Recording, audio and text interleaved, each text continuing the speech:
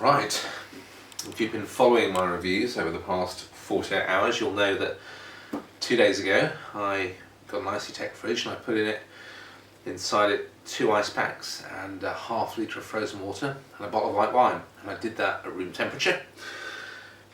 24 hours ago I opened it up and both the ice packs were pretty much defrosted, but there was a little bit of ice in them, and the half-litre of water in a Tupperware container was about 50% melted, and the bottle of wine was cold. It was a cold bottle of wine. You'll also know that I've got a bit of a cold and a cough, so I sound a bit nasally.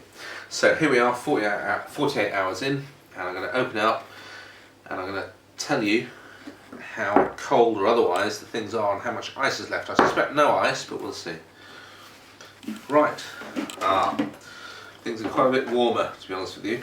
No ice in there, and the water is entirely melted, and the wine, well, it's not room temperature, it's cool, but it's definitely warmed up a bit.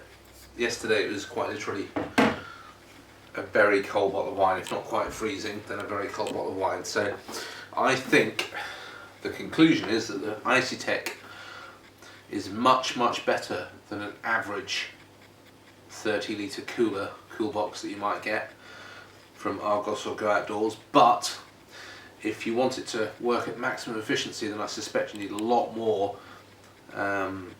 density of cold and food in there, so perhaps some frozen food or some cold food and more ice packs, and to replace the ice packs. So that's my end of first impressions review. I'll probably come back to this in a month or two when we've been camping and used it in anger, as it were, in the wild, and we'll see how it fares. But I have to say, right now that bottle of wine is nice and cool. It's below room temperature, and given that 2 days ago all I put in here was 2 ice packs and a half-litre of frozen water, I think that's really good going, so top marks.